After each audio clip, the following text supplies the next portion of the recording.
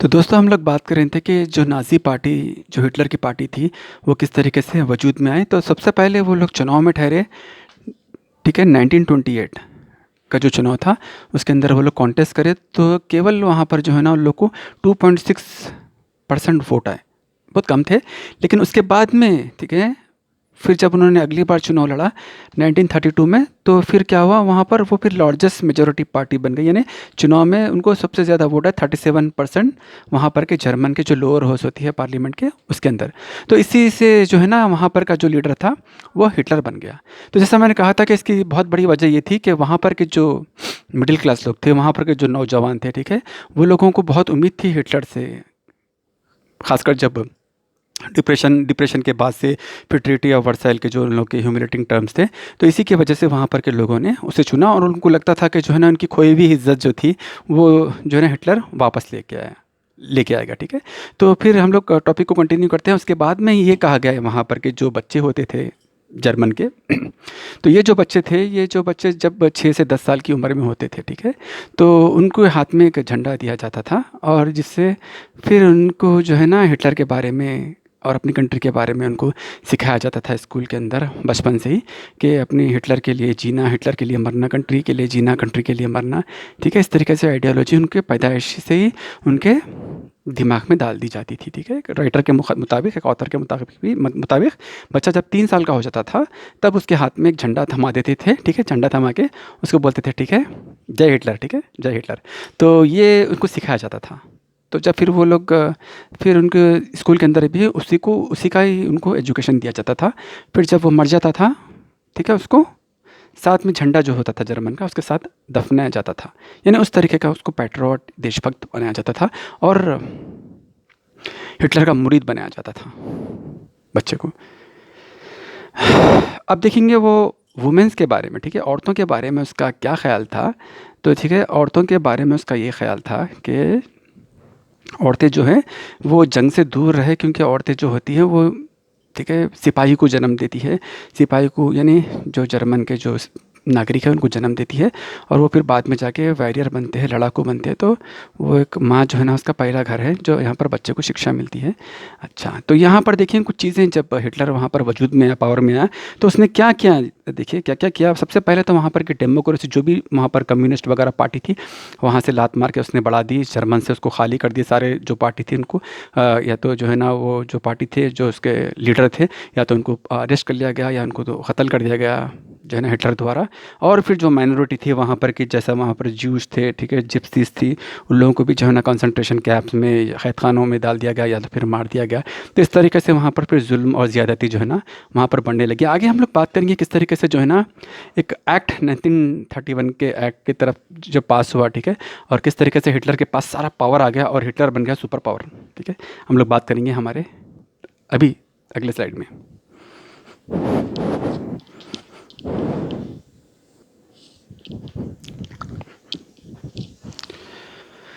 तो यहाँ पर देखिए ऑन 3 मार्च 1933, ठीक है, 3 मार्च 1933 में ये हुआ कि वहाँ पर एक ऐसा जो है ना वहाँ पर एक रेजोल्यूशन पास हुआ जो है ना द फेमस एनेबल एक्ट बोलकर। ठीक है, तो इसके तहत जो है ना ये हुआ कि हिटलर को सारे सारे जो है ना पावर्स कंट्री के अंदर मिल गए। यानी वो जो चाहे वो कर सकता है जर्मन के अंदर। हिटलर, उसको कोई सवाल नहीं कर सकता। ठीक है, उसके ऊपर ठीक है अनक्वेश्चन पावर उसको दिया गया। ठीक है, तो जिसके तहत अगर हम लोग बात करेंगे तो उसकी यहाँ पर पुलिस थी, ठीक है, जो उसने वहाँ पर क़ायम की थी, ऐसे थी जो वहाँ पर की पुलिस थी। ठीक है, गेस्टापो जो थी वहाँ पर की सीक्रेट पुलिस, जैसा हमारे पास सीआईडी है, सीबीआई है वैसा। ठीक है, और एसडी भी थी, सिक्योरिटी पुलिस। तो यहाँ पर अगर हम लोग गेस्टापो की बात करेंगे, उसकी जो सिक्योरिटी पुलिस थी बिल्कुल बहुत पावरफुल थी भाई वो जर्मनी के अंदर। अगर हम लोग बात करेंगे जर्मनी के अंदर, तो वो इतना पावर रखते थे कि वो किसी को भी कुछ भी कर सकते थे। यानी बगैर उनको इतनी इजाज़त थी कि उनसे कोई वारंट नहीं पूछ सकता था। ठीक है, वो जिसको चाहे उसको रिमांड में ले सकते थे, जिसको चाहे उसको पकड़ सकते थे, जिसको चाहे उसको कैद कर सकते थे। कोई उसकी बेल नहीं थी, कोई उनकी पूछताछ नहीं थी, जहाँ मर्जी है उसको गायब कर देते थे। अगर जो वो लोग देखते थे कि अगर वो जर्मनी के ख़िलाफ़ कुछ बोल रहा है या फिर वो हिटलर के ख़िलाफ़ कुछ बोल रहा है, या देखते हैं कि वो अगेंस्ट जा रहा है उनकी कंट्री के अंदर, तो उसको वो लोग रातों रात गायब करते थे, ऐसी जगह छुपा देते थे, फिर वो नज़र नहीं आता दोबारा। उस तरीके से खतरनाक वहाँ पर की पुलिस थी, ठीक है। तो और हम लोग पढ़ेंगे कि जानेंगे कि क्या क्या क्या उसने इस पुलिस को और इस हिटलर ने किस किस किस्म के कहर डाले जर्मन कंट्री के अंदर, उसके बारे में हम लोग उसके आंकड़े पढ़ेंगे। तो देखिए करीब 6 मिलियन जूस को उन्होंने मौत के घाट उतार दिए। यकीन कर सकते हैं आप, इतनी बड़ी तादाद में जूस लोगों को, जो यहूदी लोगों थे, उन लोगों को उसने कैद खाने में बंद कर दिया, चाहे कत्ल कर दिया उसको, या गैस चैम्बर में डाल के जो जहाँ पर उन्हें कैद में रखा था वहाँ पर गैस, जहरीली गैस छोड़ के उनको वहाँ पर मार डाला गया, या फिर जो है ना एक साथ पूरों को जमा करके उनको भून के मार दिया गया, कत्ल कर दिया गया। तो इस तरीके से वहशियाना कत्ल किया गया और लोगों को, यही फासिज़म कल्चर होता है, यही फासिज़म में सिखाया जाता है कि आगे वाले को इस तरीके से आतंक फैला दे और आतंकवादी तरीके से मारे। और भी कौम थे वहाँ पर, और भी माइनॉरिटीज़ थे वहाँ पर, जिप्सीज़ थे, ठीक है। करीब 2 मिलियन जिप्सीज़, बहुत बड़ी बात है भाई, उनको मार डाला गया, ठीक है। 2 मिलियन पॉलिश जो पोलैंड के सिटीजन थे वहाँ पर थे, उनको मार दिया गया। 70,000 जो जर्मनी लोग थे जो उसके खिलाफ थे, ठीक है, आइडियोलॉजी के। अच्छे लोग तो हर जगह होते ना, जो हक़ की बात करने वाले होते हैं, ठीक है। तो वैसे लोग थे वहाँ पर जर्मनी के अंदर, जिसको भी चलते जो है ना उसने मौत के घाट उतार दिया ना। कुल मिला के अगर हम बात करेंगे तो जर्मनी में उस वक्त जो है ना सिर्फ हिटलर की, बल्कि जर्मनी नहीं दुनिया में भी हिटलर का जो सोच जो है ना कहर, मैंने सर चढ़ के बोल रहा था उस वक्त। अगर कोई बात करें तो हिटलर की दादागिरी की बात चर्चे चल रहे थे, ठीक है। तो इस तरीके से वहाँ पर जुल्म जो है ना हिटलर के द्वारा ढाया जा रहा था उस कंट्री के अंदर।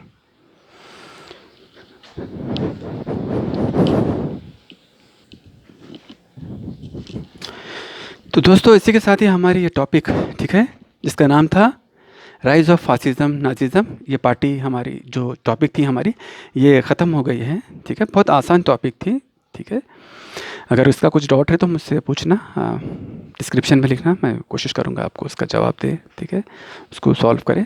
तो फिर हम लोग अगली टॉपिक हमारी बात करेंगे नेक्स्ट स्लाइड के अंदर, ठीक है, जिसका टॉपिक है सेकंड वर्ल्ड वॉर, ठीक है।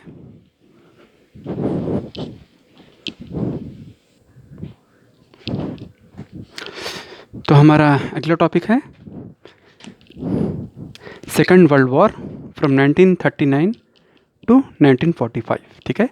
ये जो सेकंड वर्ल्ड वॉर है ये 1939 से 1945 तक, यानी 6 साल के लिए लड़ाई गए थे। बहुत बड़ी जंग है, ठीक है। अगर हम लोग फर्स्ट वर्ल्ड वॉर की बात करेंगे तो वो 4 साल के लिए हुई थी। अगर हम सेकंड वर्ल्ड वॉर की बात करेंगे तो ये लड़ाई 6 साल तक हुई थी, ठीक है। तो आइए हम लोग जानते हैं कि ऐसे ऐसे क्या कारण थे, ठीक है, किन कारण की वजह से ये सेकंड वर्ल्ड वॉर हुई थी। हम लोग उन कारणों की बात करेंगे यहाँ पर। तो सबसे पहले यहाँ पर कारण है, देखिए, द ट्रीटी ऑफ वर्साइल्स, ठीक है। जो ट्रीटी ऑफ वर्साइल हुई थी 1990 के अंदर, ठीक है, जो फ्रांस के अंदर हुई थी, ठीक है। फ्रांस का ये एक प्लेस, एक शहर है जिसका नाम है वर्साइल्स। तो इसमें ये एक ट्रीटी हुई थी, मायदा हुआ था, ठीक है, जिसमें 32 मुल्कों से, ठीक है, 32 मुल्कों से वहाँ पर के जो है ना लीडर्स को बुलाया गया था, ठीक है। और करीब जो है ना आधी दुनिया से बढ़ के लोग जो है ना इसमें कि जो रिप्रेजेंट करे थे लोग, ठीक है, बहुत बड़े पैमाने पे जो रिप्रेजेंट करे थे लोग, उन लीडर्स को यहाँ पर बुलाया गया, इनवाइट किया गया। और सारे जो विक्टोरियस पावर्स थे, यूएसए, फ्रांस, रशिया, ठीक है, इन सब, और ब्रिटेन, इन सबको बुलाया गया, ठीक है, ताकि जो कंट्री जो हार गए थे, ठीक है, उनके ऊपर वो लोग टैक्सेस वगैरह जो है ना इनके ऊपर पेनल्टी लगा सके। जो ट्रिपल अलायंसेस था जर्मनी और उसके ग्रुप के ऊपर पेनल्टी लगाने के लिए यहाँ पर ये लोग को जमा किया गया, और इनके ऊपर बहुत सारे जो है ना सैंक्शंस लगाए गए, जो बहुत सारे उनके ऊपर जो है ना पेनल्टी लगाई गई। उनको कहा गया कि वो लोग जंग के ज़िम्मेदार हैं, तो उनको ही हर्जाना जाना देना पड़ेगा। और जो है ना मैंने जैसा कहा था यूनिफिकेशन के लिए जब बिगिनिंग बात कर रहे थे हम जर्मनी, तो वहाँ पर का जो वाइस चांसलर था बिस्मार्क, उसने जो है ना शुरुआत में फ्रांस के कुछ प्लेसेस हाथिया के ऊपर कब्ज़ा किया था। फिर फ्रांस ने जो है ना ये ट्रीटी ऑफ वर्साइल के अंदर वो जो 2 प्लेसेस जहाँ पर कब्ज़ा किया था जर्मनी ने, उससे वापस ले लिया उसके पास से। और अगर हम लोग बात करेंगे वहाँ पर, तो फिर उसके बाद में जर्मन के ऊपर जो है ना पेनल्टीज़ लगाए गए, उसके पास सैंक्शन लगाए गए। साथ में जो उसकी मिलिट्री स्ट्रेंथ थी, जब 1 लाख हुआ करती थे सोल्जर उसकी, तो उसको भी कट कर दी गई, ठीक है, पूरी ख़त्म कर दिया गया, लिमिटेड कर दिया गया उसको भी। और उसके नावल थे, उसके वारशिप्स वगैरह थे, पनडुब्बी वगैरह थे उसके, वो सब उसको रिड्यूस कर दिया गया या ख़त्म कर दिया गया। तो इस तरीके से वहाँ पर बहुत ही ह्यूमिलेटिंग टर्म्स थे उनके ऊपर सैंक्शंस लगाने के लिए। तो ये सब कुछ हुआ था। तो ये एक वजह थी, ठीक है, ये एक वजह थी जो जिस तरीके से वहाँ पर जर्मन को ह्यूमिलेट किया गया और जिस तरीके से उनके ऊपर सैंक्शंस लगाए गए, ठीक है। तो वो जर्मन की कौम को जो है ना उससे शर्मिंदगी का सामना करना पड़ा था। वो बदला लेने के लिए जो है ना उन्होंने फिर सेकेंड वर्ल्ड वार की तैयारी की, ठीक है। और ऐसा हिटलर जैसा लीडर चुना उन्होंने। तो और भी क्या वजह थी वहाँ पर, failure of league of nation, ठीक है, कि failure of league of nation की बात करेंगे तो लीग ऑफ नेशन जो बनाया गया था वो इसलिए बनाया गया था कि भाई मुस्तकबिल में कोई कंट्री जो है ना नहीं लड़ेंगी, ठीक है, और जंग का सामान बिल्कुल नहीं बनाएंगी। अगरचे वो लोग कुछ काम करेंगे तो वो लोग लोगों की सहायता के लिए काम करेंगे, ठीक है, इंसानियत के लिए काम करेंगे, ऐसा उन लोगों का एजेंडा था, ठीक है। लेकिन जो 50 कंट्रीज मिलकर जैसा हमने बात की थी वो मायदा बनाए थे। लेकिन ये लोग, एक अजीब बात है कि इतना डिस्ट्रक्टिव मूड में जर्मन तैयार हो गया, ठीक है, इतना डिस्ट्रक्टिव मूड में, ख़तरनाक मूड में जो है ना हमारा जो है ना इटली तैयार हो गया। तो ये लोग क्या कर रहे थे उस वक्त, ठीक है, ये जब लीग ऑफ नेशन क्या कर रहा था, ये क्यों रोका नहीं उनको, ठीक है। वो तो इंसानियत की बात कर रहे थे और हथियारों को बनने से रोक रहे थे। तो इतनी हद तक उन लोगों को क्यों बढ़ने दिया? वो वक्त पे ही जो है ना जब ये लोग इस तरीके से ख़तरनाक बन रहे थे तो पहले ही उनको रोक देता। ऐसा क्यों हुआ कि ये लोग रोके नहीं? जो विक्टोरियस पावर थे, जैसा कि हम लोग बोलेंगे ब्रिटेन, यूएसए, क्यों खामोश बैठ गए लोग, क्यों उन लोगों को ख़तरनाक होने दिया?